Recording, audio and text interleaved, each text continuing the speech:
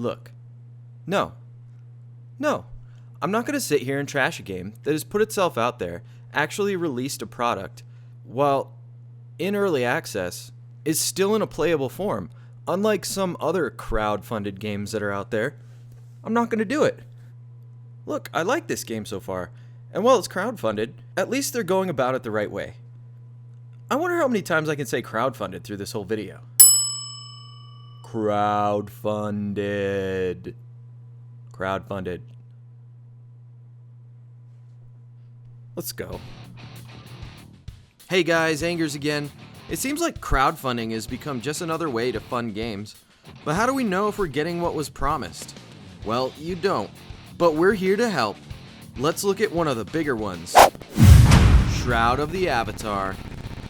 I want to be clear that this is a preview. It is not my take on a final product. Just what it is so far. I freely admit I don't have a high-level character. I haven't been playing all that long. This is just my first impressions of what is a highly crowd-funded game. So let's get it going. Shroud of the Avatar is a crowd-funded MMO from Lord British. You know, Richard Garriott. The guy who's responsible for the Ultima series, including Ultima Online. He also coined the term MMORPG. Garriott's been involved in a lot of MMOs throughout the years, which gives him a solid pedigree. He was involved in titles like Lineage, Lineage 2, City of Heroes, City of Villains, and Tabula Rasa, but we don't really talk about that one.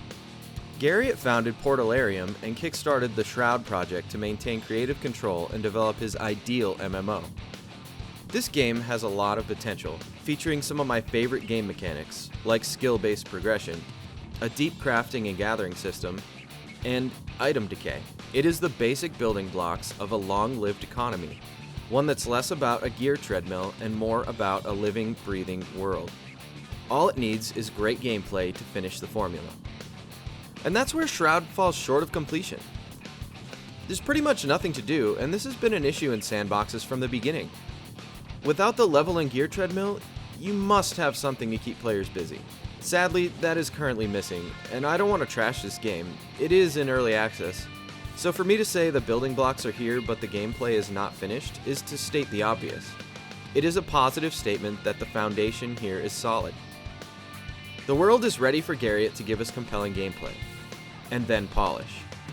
However, I do want to bring up what I see as a problem with some of the design decisions. The game is supposed to be immersive, but it is sectioned off into so many instance zones. It feels less like Guild Wars and more like Neverwinter. You enter these paths, and you're boxed into this tiny area, and you can tell. There are much larger areas, especially the cities, which are bigger than ESO cities, but they're boxed in as well. It takes you out of it, and so does the frame rate drop in these larger zones. Shroud is the proof of both the amazing capability of the Unity engine as well as its limitations. I think Garriott was forced to compromise here, and a contiguous world became prohibitive. Instead, you walk from zone to zone on a world map like Final Fantasy, complete with random encounters. I may be able to overlook this immersion breaker if some real gameplay is on the horizon. If we only get these storylines to follow, there's no reason to log in every day. What I want to see here are either big dungeons and raids, or some method of guild competition, something to fight for with good reasons. I want to see a form of open PvP, similar to Ultima Online, but maybe a little less hardcore, to cater to the modern audience. But what I don't want to see is what they've done to Star Wars. I don't want there to be these epic quests that you finish in about a week or two, and then you're waiting 3 months for the next one. That's not a sustainable development cycle. You can get away with updating a game every 3 months when there's things to keep your players busy in between. World of Warcraft has mastered this. EVE Online has mastered this. There is a compromise between those two extremes, and I think Shroud needs to find it. You need to have some top-tier PvE content, as well as some guild versus guild territorial control to keep your players busy in between creating new storylines. There are larger encounters in this game, but right now the loot table doesn't support the difficulty of the creatures you're fighting. And I don't want to see a game like this have a gear grind. But there has to be some reward for fighting a raid boss.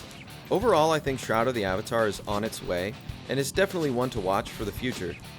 And what we all should do is revisit it when we get some of these gameplay features added. Until then, I'd say Shroud isn't in a state that you'd want to play, but it may be in one that you'd want to back. However, if you have no faith in Garrett and his team, nothing I say here is going to convince you to change your mind. Because many games have come before with the building blocks to become great, only to fail when the developers never capitalize.